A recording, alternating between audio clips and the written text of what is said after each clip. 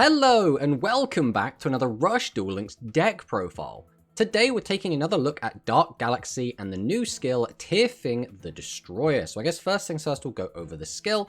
This skill is very familiar but also kind of has its own vibe. So can be activated from turn 2 onward if all of the monsters in your constructed deck are Dark Attribute Galaxy type monsters and you have a face up normal monster on your field. So you have to have a normal monster on the field just like the other Dark Galaxy skill. Send the top 3 cards of your deck to the graveyard just like the other Dark Galaxy skill.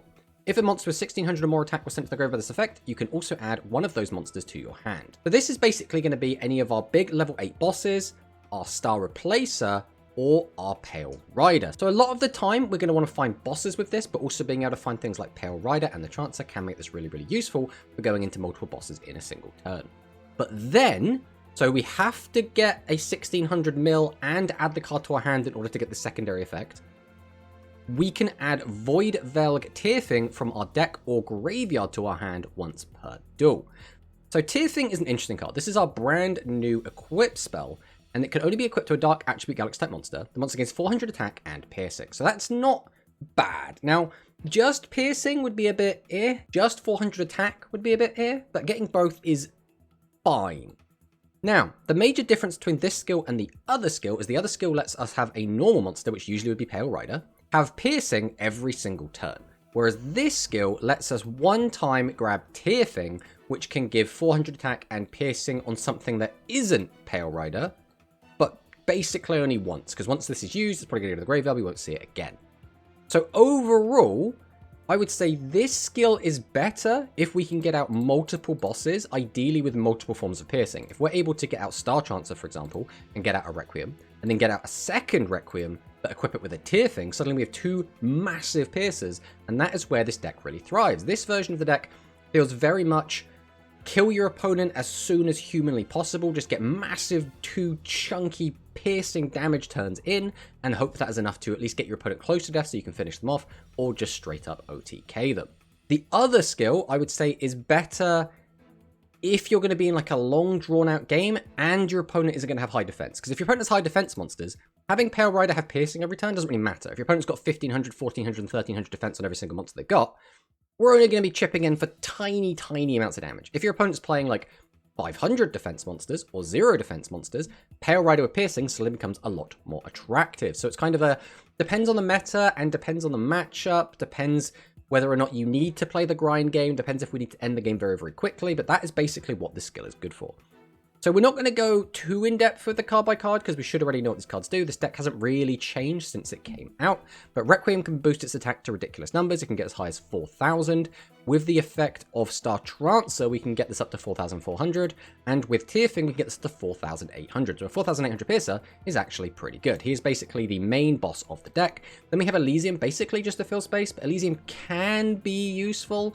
Sometimes we want to change our opponent's monsters face down. If they have low defense, we can get even more piercing damage, again thanks to Trancer or the Tyrfing.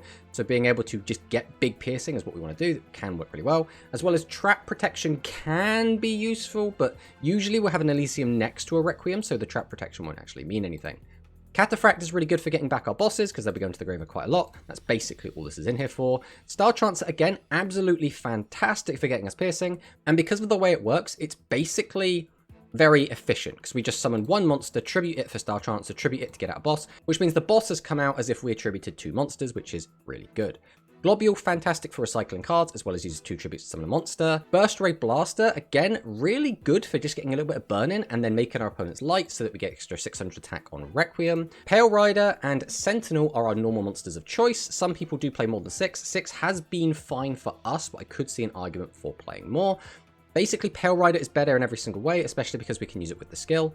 Then we're playing the one Tyrfing. Some people have been playing more than one, but this deck, I feel, sometimes can get very bricky, so I don't really want to put even more bricks in the deck, and I do think Tyrfing is a bit of a brick. We have Pot of Greed just to draw 2. It's absolutely fantastic. You could theoretically play Avarice if you're really worried about decking out, but most of the time Pot of Greed is fine. 3 copies of Universal Storm to get rid of back row, and then Buffered Slime, and finally Widespread Ruin. So Widespread Ruin is in here because this deck really needs to end the game very quickly, so getting rid of one of your opponent's big attack position monsters is really, really helpful for just getting an extra direct attack, or just getting a load of damage in. So overall, I do prefer Widespread Ruin over Negate Attack in this deck specifically. So, what do we think about this deck? This deck is a little bit high roll, basically, as you probably noticed, we're playing, what, 5 level 8 monsters and 3 level 6 monsters, which means we're playing 8 tribute monsters. Now, Star Transfer kind of acts as getting you a little bit of a discount, so you don't necessarily have to count that, but we still can open a combination of these 8 cards, or a lot of these cards, and not be able to play the game. What I have noticed is, at 25 to 33% of games, we tend to get a boss monster just stuck in our hand, and we just have to end the turn with a boss in our hand, so we're just drawing less cards next turn, we have less pressure to apply this turn, and it doesn't feel super great. But if you just draw all the right cards in the right order, the deck actually feels reasonably strong. Requiem is still a fantastic boss monster. Being able to give it piercing with the Star Transfer or with Tyrfing, really, really strong. Being able to get him for just a ridiculous amount of damage. The cards like Globule are really good. Cataphract is a 3+1 that also gets you a boss monster back to your hand, which is really nice. Some of the cards in here are really, really good.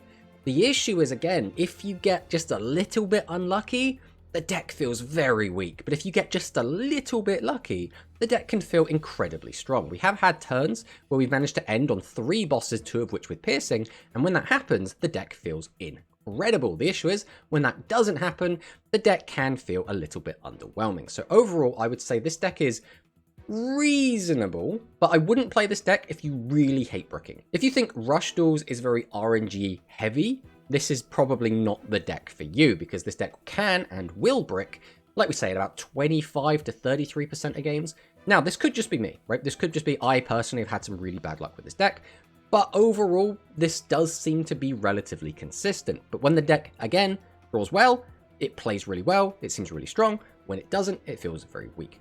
I guess we'll talk a little bit about matchups as well. Overall, I think when we played this on ladder, we played against Cyber Dragon 5 times, and we lost against Cyber Dragon 5 times. So I don't know if this is, again, just an us thing, but we really struggled to beat Cyber Dragon with this deck, but we were beating most of the Gaia Metarions we were playing against. We had a very, very good record against them. The only times we were losing would be when we absolutely bricked and we just couldn't do anything. We did lose a couple of times to that, but overall we were actually beating them up quite well.